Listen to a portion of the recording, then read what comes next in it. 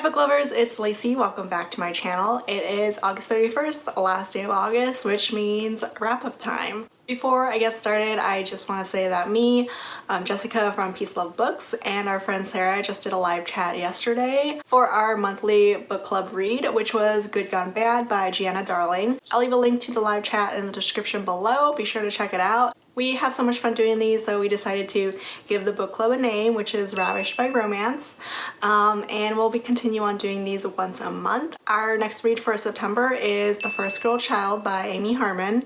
It's a fantasy romance. It sounds fantastic. This is going to be my second book from Amy and my first fantasy from her, so I'm excited to read it. I hope you'll join us. We do one book a month and then we do a live chat towards the end of the month, usually the last weekend. We haven't set a date yet for the live chat, but stay tuned for it. So on to the wrap up. I read 14 books in August. This was an okay month for me in terms of like number of books. I usually read at least 15, but this one, the first like week and a half of August, was really slow for me. I was in such a horrible book slump all of July, and it like lasted until early mid-August, but I'm finally out of it. Like this past week has been such an amazing reading week for me, not including the book that I finished today, but all the 6 previous books that I read before it have been absolutely amazing. I love them. So I'm definitely out of my reading slump now. I'm no longer taking like 3 or 4 days to read just one book. I'm back to my normal 1 to 2 days. So let's get started on all the books that I read in August 2019. I'm just gonna go in chronological order of, when I read these books according to my Goodreads. And the first book that I read this month was The Wallflower Wager by Tessa.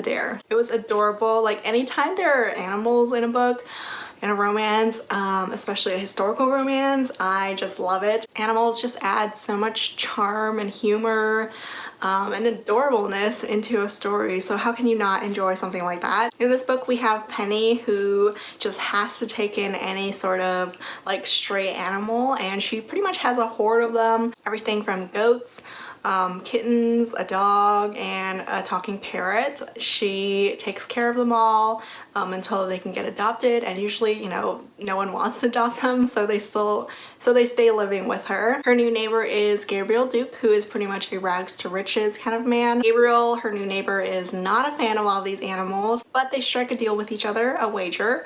If Gabriel can find new loving homes for all these animals, Penny is willing to part with them. These two have the sweetest romance ever. Their chemistry is fantastic.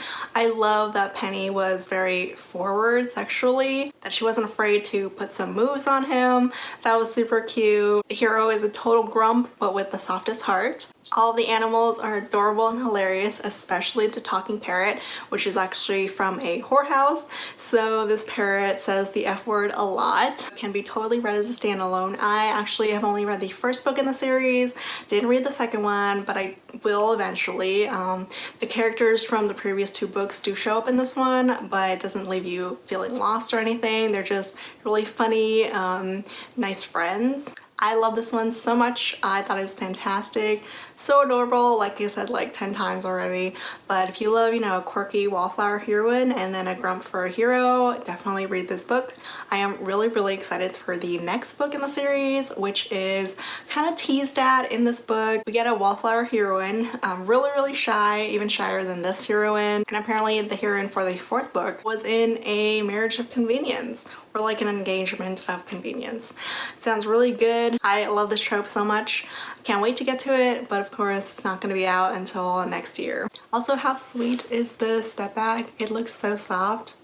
Adorable. I love it. Next up is Bound to the Battle God by Ruby Dixon. This is her high fantasy romance, not sci-fi like her Aliens, not like Shifter like her Dragon series, like very much a fantasy world romance. It is pretty different from all of her previous romances because it is slow burn, very slow burn. The main characters don't do anything until like 50% of the way through the book, and it's a pretty long book too. but I loved it. It was a really unique and interesting take on a fantasy romance. It's kind of like a mix of Outlander and Game of Thrones, where like the heroine is from modern world, the modern Earth world, and she somehow gets transported to this fantasy other world. She's forced to bind herself to a local god, this battle god named Aaron, in order to survive in this world.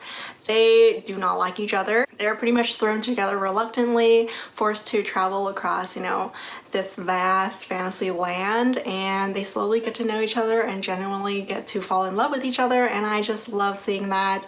I love like the genuine development of a romance that takes time to develop. These two are from completely different worlds, completely different personalities, but they kind of just click. I'm actually really hoping that this turns into a series. I mean, Faith and Aaron's story is complete standalone, happily ever after at the end, but I do see a lot of potential for, like, you know, other characters, other gods, and I would love to get to see even more books from this world. Next up is the one and only Mariana Zapata and her newest release, The Best Thing. This one might be my new least favorite from hers. Previously it was Under Lock. I mean, I liked it, I enjoyed it, but it's just, you know, not as good as my favorites from her. It is a second chance romance. It is kind of a sports romance. The hero is a rugby player, and it is also a single parent romance. So all of those things should have worked for me, and maybe it's because I was still in my book slump, but this one took me ages to read. I didn't get fully into the book until 50% of the way through, and it is a really long book, right? I had a really hard time connecting with the heroine Lenny, and even at times the hero Jonah. It was a good book, but it just wasn't what I was hoping for. But I did love that Jonah is like the 6.5 feet tall, gigantic, big old softie. He is definitely a beta hero, super soft, such a cinnamon roll, very different from her more aggressive, you know, alpha heroes in her other books. That epilogue though, oh my gosh, I got choked up. It was definitely the most emotional part of the book. A lot of people cried over it. I got some tears in my eyes too. If you love second chance romances, if you love a hero that grovels, there's some good groveling in this. I did expect a little more though for what he did to the heroine, but I mean, it's still an enjoyable contemporary romance. I love the family aspect of it. The rugby thing was interesting, but it just wasn't talked about as much as I hoped it would be. Jonah and his New Zealandness was such a wonderful treat. If you love Mariana Zapata, I'm sure you will probably enjoy this one too. It just, for me, was not as good as some of her other reads like Cruelty or Winnie or Wait For It. Next is a novella from one of my favorite authors. This was her first release in like 3 years since Crossfire ended, and it is Butterfly and Frost by Sylvia Day. I have been waiting for her to release a book since Crossfire finished. I'm still waiting on that Blacklist duet she promised at the end of One With You. That one sounds so good, but we get this novella in the meantime. It was interesting. I gave it 3 stars. I almost gave it like 3.5 just for that twist at the ending, but I mean, the book wasn't that, you know, amazing or anything. It is pretty short, so we don't get as much time with these characters. It's not as well developed as you would expect from a, you know, longer book. The heroine basically falls for her new neighbor. Garrett Frost is very alpha of a man, as you would expect from Sylvia Day. He is a pretty overwhelming character, like very forward, really wants to be with a heroine. I thought he moved really fast, wanting to be with her immediately, relationship and sex-wise. It is a sexy read, of course, it's Sylvia Day, but I just never really connected with Garrett or Tegan. I just wish they got, you know, themselves a full-length book. The thing that surprised me though was that ending, the twist at the end that I really didn't see coming. That twist actually made me love the book just a little bit more. It was very unexpected, but explained a lot of things that I had questions about. And if you're a fan of Crossfire, we do get a glimpse of Ava in the book. Sadly not Gideon. I was hoping for Gideon, but no such cameo for him, just Ava. But I mean, that was nice too. But yeah, this was an okay read, 3 stars. I didn't love it, didn't hate it, but it has definitely gotten me more excited for more from Sylvia Day. Hopefully she doesn't make us wait another 3 years for her next book. Next up is Tempest by Beverly Jenkins. This was my very first book by Beverly Jenkins and it was amazing. I loved it so much. I definitely need to read more from Miss Bev. This is book 3 in her Old West series. I decided to read this one instead of starting from the beginning because this one is a mail order bride trope. I don't really go looking for this trope specifically, but if I come across it, you know, I won't say no. So this one is set in Wyoming. The heroine travels west to meet her future husband and his daughter. Colton is the town doctor and he definitely doesn't expect to get shot by his mail order bride the first time they meet. So that was a surprise. It's a very interesting and different meet cute, which I loved. You know, you don't expect the heroine to shoot the hero at their first meeting. The heroine Reagan is very capable and sure of herself. I love that about her. Reagan is very different from Colton's late wife, who was, you know, subservient, always did what Colton wanted her to do. And Reagan is pretty much a breath of fresh air for Colton. She does what she wants. She's not disrespectful, but she has a mind of her own and isn't afraid to go after what she wants. Colton's daughter is also so adorable, so sweet. She added like a touch of charm to the book that I adored. This book is just fantastic. If you love historical romance, if you love like a Western historical romance, definitely read this one. Next up is Broken Night by L.J. Shen. I talk all about this book in one of my previous videos. I'll leave a link to it down below or at the end of the video. This is a new adult romance, book 2 in the All Saints High series. These characters are pretty young. The hero is 18, the heroine is 19, and most of it is set in high school. But everyone is over 18, I promise. This one I actually did enjoy. I gave it 4 stars. I liked it just a little bit more than Pretty Reckless, although I also gave that 4 stars. The reason why I couldn't give this 5 stars is just because of the ending, which I am very, very conflicted over. I can't say that I'm happy with it, but I don't hate it either. It's just not really what I wanted in an ending. You can find out why in the video that I talked about. I talk about all the spoilers in that one, so go check it out. I did love that this was a friends to lovers romance.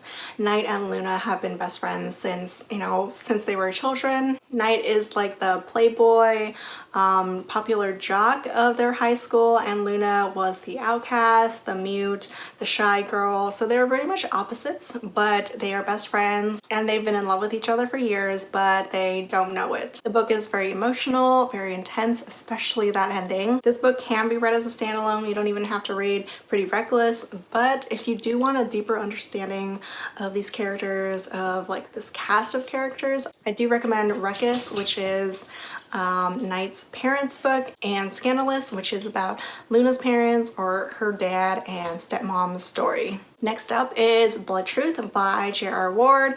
Of course, I had to read the next Black Dagger book. This is part of the Black Dagger Legacy series, so kind of a spin-off of the Black Dagger Brotherhood. This book was okay, honestly. I found it really boring, a lot of filter and not enough romance for me. Helenia and Boone were pretty lackluster to me. They didn't leave an impression or anything. They do have sort of a clash of classes kind of romance, and they're set together to solve a mystery that involves Helenia's dead sister, murdered sister. It doesn't really add much to the overall plot of this world. I did, however, love all the mentions of V, Vicious, who is one of my favorite heroes of the series, and I did like Butch, okay, Jessica. And I was also very intrigued by the mentions of Sin, who I think is supposed to be the next Black Dagger Brotherhood hero. He is one of the Band of Bastards, so he works with X-Corps. Honestly, I totally forgot who the heck he was until I read this book, but we do get a glimpse of like who he is, his magic powers, and I'm very intrigued by him. Next up is one of my new favorite books, and of course I had to read more Lisa Kleypas. There is not a month that goes by that I don't read a book by her, and that one is Dreaming of You. This is the second book in the Gamblers of Craven series. Can totally be read as a standalone, but I read the first book first, then came You last month, so I could prepare for this book. This is Derek Craven's story, who I absolutely love. I can see why so many people say that he's one of Lisa Kleypas's best heroes ever. It is very much a a good girl, bad boy type of historical romance. Derek Craven is not a good guy. He has climbed out of the slums of London, doing whatever it takes, stealing, whoring, blackmailing, anything and everything under the sun he has done to become the man that he is, the successful, wealthy man that he is today. He is the owner of the most infamous gaming hell in London. And then we get our heroine, Sara, who is very much a good girl, born and raised in the countryside, so doesn't really know the harsh realities of the world like Derek does. She's also an author, and she wants to go to Craven so she can add in a gaming hell into her next book. Their first meeting is actually Sara saving Derek from death, pretty much. Some guys were roughing him up and about to kill him when Sara scared them off with a pistol. These two slowly fall in love with each other, but Derek, being the hard man that he is, doesn't believe, you know, that he's good enough for Sara. He doesn't believe that he's capable of love himself, so he pushes her away. Sara definitely has her work cut out for her in terms of getting Derek to admit his feelings for her. The romance is so good, so addicting. I couldn't put this one down. I love the chemistry between these two. I always love like an opposites attract kind of romance, and Derek, being the hard, harsh man that he is, you know, opens his heart up to this sweet, gentle, caring woman. If you haven't read this book, highly recommend it. Definitely one of Lisa Kleypas's best romances. Next up is one of my new favorite books of the year, and that is Flash by Zoey Castile. I actually have a review on my blog for this one. I'll leave a link to it down below. This one was so wonderful, definitely different from the other books in the series, which are all like Magic Mike-esque kind of books with stripper heroes. This one, the hero is a former stripper, but he has lost all of his good looks after a horrific accident that leaves him scarred. It definitely gave off Beauty and the Beast vibes, which I love. It's my favorite fairy tale retelling. Patrick, the hero, has basically become a recluse, never leaving his house after the horrible accident that leaves him disfigured and his brother in the hospital. He has some serious PTSD that he needs to work through. He's in therapy, but it's not really going much anywhere. A friend of his hires a new housekeeper for him, and that is Lena. She is trying to get through college and trying to support her sister, who is back home in New York City. She is a struggling college student, a struggling artist, so she definitely needs this job and the money. One rule though that she has for this job is that she's not allowed to look upon Patrick. She's not really allowed to come face to face with him, only communicate with him through like notes, texts, messages, and voice. I love this one so much. Patrick made a fantastic tortured hero. I loved his emotional story. And Lena is just such a lovely, lively girl.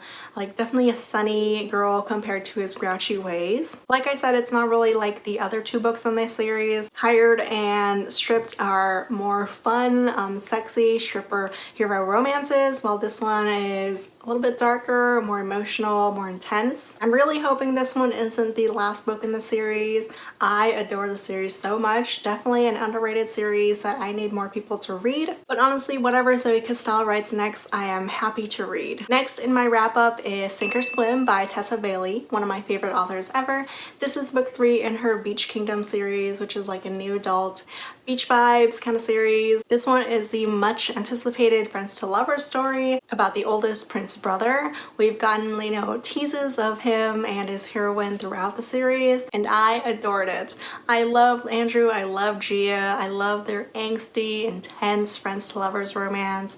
These two are in love with each other, but they don't know it. And of course, Gia is pretty much tired of waiting for Andrew, so she tries to move on, starts dating, and Andrew is not happy about it. There is an obstacle between them that has to do with Andrew and the police, but she is not about to let anyone come between them. She's waited over a decade to be with Andrew, and she's about to get what she wants. There is a lot of back and forth though, which is why I couldn't give this a full 5 stars. I gave it a 4 stars, but still an absolutely enjoyable read. Super angsty, a ton of groveling. I love a hero who is utterly obsessed with the heroine and is willing to do whatever she wants. Andrew has a pretty interesting kink where he, you know, loves doing whatever Gia wants him to do in terms of like anything inside and outside the bedroom as well. So that was fun, but also makes me wonder if someone like him actually exists in real life. If you love Tessa, this one is definitely another winner. The whole Beach Kingdom series is a lot of fun.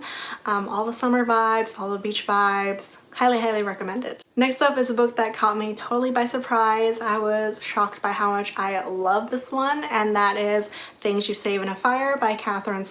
This is not quite a romance book. It has a good romance in it, but it's more along the fiction lines, but I adored it. I love the heroine Cassie. She is one of the few female firefighters out there, so she definitely has her work cut out for her. She is pretty much forced to leave her Texas firehouse after an incident where she beats up a politician. Of course, the city was not happy with it, so she is transferred over to Boston, which is where her mother lives. She and her mother have a pretty estranged relationship after her mother left her and her father to be with another man, and it turns out that her mother is pretty ill, so this is like her last chance to form a new relationship with her mother. The Boston firehouse is very, old school, very masculine, and not very happy to have a female within their ranks. So Cassie has to prove to her new firehouse that she is utterly, completely capable of being a firefighter. There's also a rookie that joins the team alongside her, and it's the first time ever that she feels feelings for another man. She tries really hard to ignore them, but the rookie is just too good of a man for her to ignore. It was kind of interesting that we don't actually get the rookie's name until halfway through the book. Like, once we got to that part where his name is revealed, I was like, wow, I didn't even realize that we didn't get his name until this moment. The romance is so adorable. This is a hero who is totally head over heels in love with the heroine, and she is completely oblivious. This book is just so fun, so fantastic. I couldn't put it down. Katherine is a new to me author, but I'm definitely going to read all of her other books because of this one. Next is Beard With Me by Reid. I was just talking about this one in my last video, all about upcoming September releases, and this one, so good. I had such high expectations since it's Reid.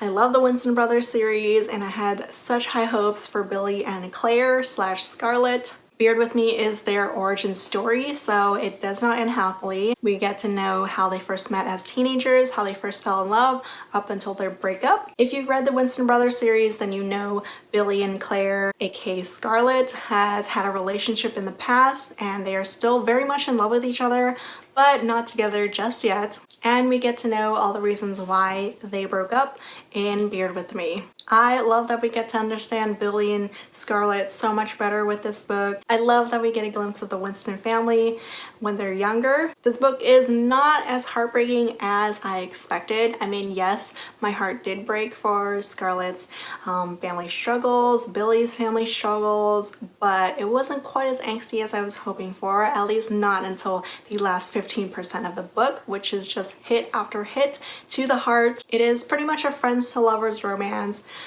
They are teenagers. Scarlett is 14, Billy is 16. Scarlett is the daughter of an MC president who is pretty awful, and then Billy is the second oldest of the Winston family and pretty much the caretaker of his family. They find this wonderful happiness, companionship, and love with each other that I thought was so beautiful. If you do have the patience to wait, I do recommend that you wait to read this one until Beard Necessities is out, just because the wait is going to be so torturous. Next is a book that I read for the Ravished by Romance book club, Good Gone Bad by Giana Darling. This is the third book in the Fallen Men series. It can be read as a standalone, although I do highly recommend reading the other two books first, just because it's a very heavy family aspect to the story. And the first book is about the heroine's brother, the second book is about the heroine's father, and they're all very much still connected with each other in this book. So Harley Rose is a biker babe.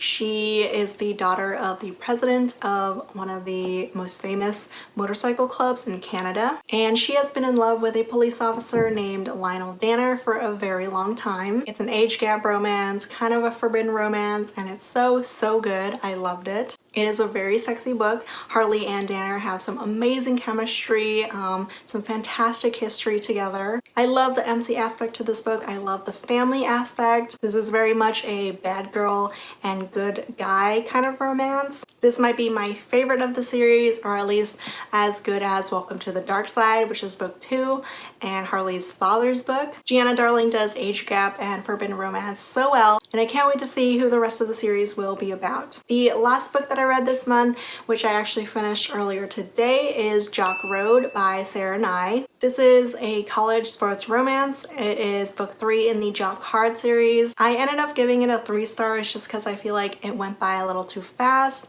and I really wish we gotten more in the ending because there's a lot of loose ends there. But I love that the hero was a virgin. I mean, he's only 22 years old, so not too far-fetched, even though he is a very popular football player. But Jackson is adorable. So cute, so shy when it comes to the heroine. Jackson is very much anti-relationship, anti-love, and Charlie is willing to be friends with him, but the more they get to know each other, the more they see each other, they slowly start to fall for each other. I do feel like they fell in love with each other a little too fast. Like, they said I love yous and I was like, oh, already? But overall, it was a fun college sports romance. I mean, I love Sara and I's writing. I think she's hilarious. Her characters are also always so funny. So if you love sports romances, this is definitely a series to check out. Although I do prefer her How to Date a Douchebag series. So that was it for the month of August 2019. All 14 books that I read this month. Like I said, it's been a really great month. I'm very happy with all the books that I read. Let me know if you've read any of these, if you're looking forward to reading any of these. I hope you enjoyed this video. Let me know what some of your favorite books of August were, and I'll see you all next time. Bye!